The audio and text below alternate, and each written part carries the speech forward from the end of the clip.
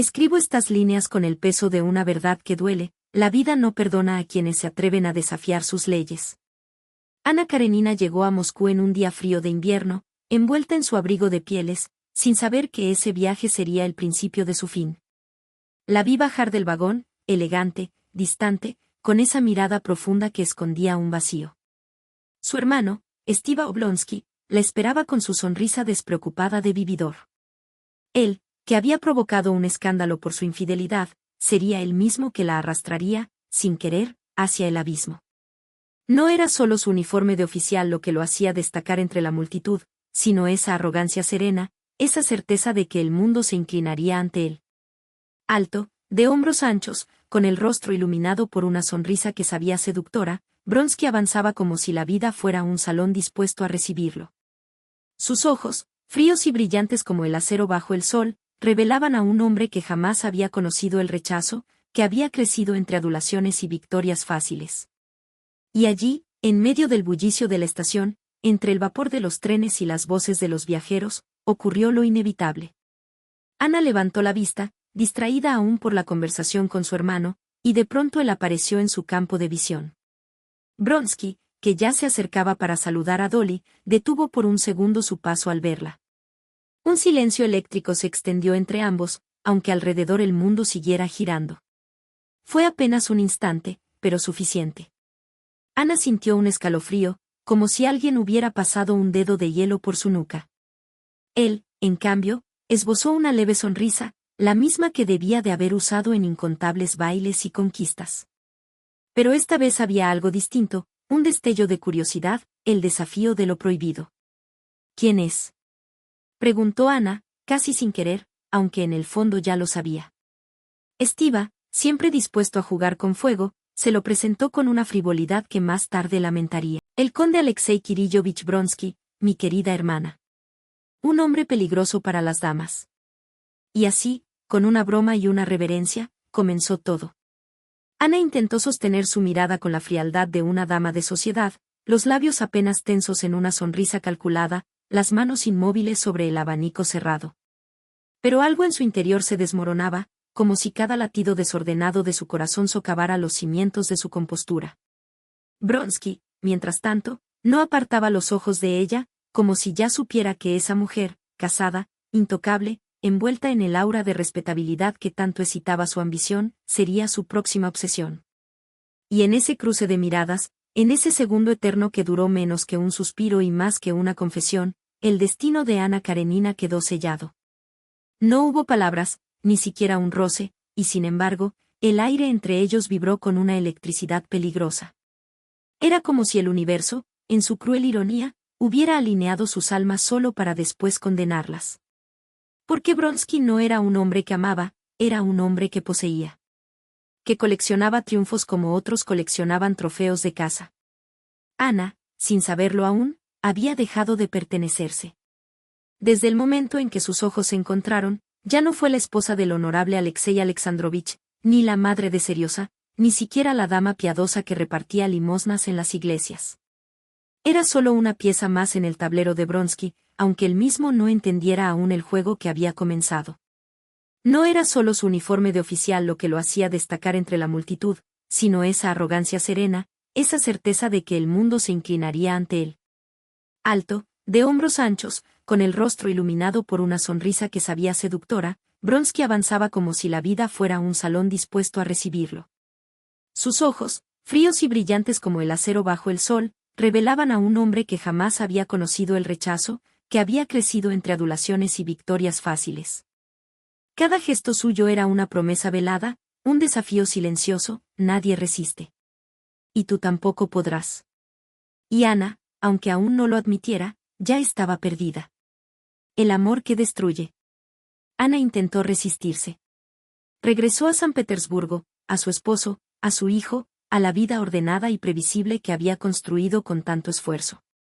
El tren avanzaba entre la nieve, un monstruo de hierro que devoraba la distancia mientras el paisaje se desdibujaba en un mar de blancos y grises. Ana, apoyada contra el cristal helado de la ventanilla, sentía que cada kilómetro que la alejaba de Moscú era un latigazo más en su alma, como si el destino la arrastrara de vuelta a una jaula cuyos barrotes solo ella podía ver. Esto termina aquí, se repetía, apretando los puños hasta clavarse las uñas en las palmas, buscando en el dolor físico un alivio al tormento que la consumía por dentro. Seré la esposa de Karenin, la madre de Seriosa. Volveré a mi vida. Pero las palabras resonaban huecas, falsas, como un mantre que ya no tenía poder sobre ella. Porque bajo su piel, en lo más profundo de su ser, aún ardía el recuerdo de las manos de Vronsky, de sus dedos entrelazados con los suyos con una urgencia que la había hecho temblar. Recordaba su aliento caliente en su cuello, ese susurro ronco que le había prometido cosas que ningún hombre decente se atrevería a decirle a una mujer casada. Y, sobre todo, recordaba aquellas palabras, dichas en la penumbra de un baile, que la habían hecho sentirse viva por primera vez en años. Pero, ¿cómo olvidar el fuego que Vronsky había encendido en ella? No era solo deseo, aunque eso también la aterraba. Era algo más profundo, más peligroso, la sensación de haber estado dormida toda su vida y despertar de golpe, como si hasta ese momento hubiera caminado por el mundo envuelta en una niebla gris. Ahora, cada gesto de su esposo le parecía calculado y frío, cada palabra de la alta sociedad sonaba falsa, cada beso que le daba a su hijo venía acompañado de un remordimiento sordo. Porque ya no era la misma. Y lo peor de todo era que, aunque el tren la llevaba lejos de Moscú, sabía que Vronsky no la dejaría ir. Lo había visto en sus ojos, en esa sonrisa segura, casi desafiante, cuando le dijo adiós. No era un hombre que aceptara una derrota. Y ella, en el fondo, no estaba segura de querer ganar esta batalla. El silbato del tren rasgó el aire gélido, anunciando otra estación, otro paso hacia un destino que ya no sentía como suyo. Ana cerró los ojos, y en la oscuridad, solo vio el rostro de él. San Petersburgo la recibió con su esplendor gélido. Los salones dorados, las cenas interminables, las miradas discretas que todo lo juzgaban. Karenin, su esposo, la esperaba en casa como siempre, impecable, distante, con esa rigidez de funcionario que convertía hasta el más mínimo gesto en un acto protocolario. Has tardado más de lo previsto, dijo, sin levantar la vista del informe que firmaba. Ana lo miró, buscando en sus ojos algún rastro de calor, de preocupación. Pero no había nada. Solo ese mismo tono plano, esa misma frialdad que la había acompañado durante 8 años de matrimonio. «¿Es que no lo ves?», quiso gritarle. «¿No ves que me estoy muriendo aquí dentro?». Pero Karenin no era hombre de emociones. Para él, el mundo era un lugar de reglas claras, y el amor conyugal, un deber más en su lista de responsabilidades. Karenin, ese hombre recto como una columna de mármol, no supo, o no quiso, entender el desgarro de su mujer. Cuando Ana, desesperada, intentó hablarle de su infelicidad, él respondió con citas morales y advertencias sobre el decoro. Cuando ella lloró, él frunció el ceño, como si sus lágrimas fueran un inconveniente que perturbaba su rutina. Y cuando, una noche, Ana gritó que necesitaba aire, que se ahogaba entre esas paredes, Karenin solo murmuró: «Te recomiendo que recapacites». El escándalo no beneficiaría a nadie. Era como hablarle a una estatua. Y así, poco a poco, la vi caer. Primero fueron los encuentros furtivos. Vronsky, obstinado, la seguía a todas partes, al teatro, a los paseos por la Nevsky, incluso a la iglesia. Ana intentó resistir, pero cada vez que él aparecía, con su sonrisa desafiante y esos ojos que parecían decirle, «sé que me deseas», sus resoluciones se desvanecían. Se encontraban en casas de amigos cómplices, en carruajes cerrados, en cualquier lugar donde pudieran robar minutos de aquel amor prohibido. Luego vinieron las mentiras. Pequeñas al principio, apenas pinceladas de falsedad sobre el lienzo impecable de su vida. «Fui a visitar a una amiga», decía con voz serena mientras evitaba mirar a los ojos de su esposo, los dedos jugueteando nerviosos con el borde de su abanico. «Pasaré la noche en casa de mi hermano», añadía después, con una sonrisa tan frágil que casi crujía en el aire como el hielo bajo los pies en invierno. Karenin, aunque sospechaba, prefería ignorarlo. Era un hombre de orden, de deber, y el mero pensamiento de enfrentar la verdad lo llenaba de una repulsión casi física.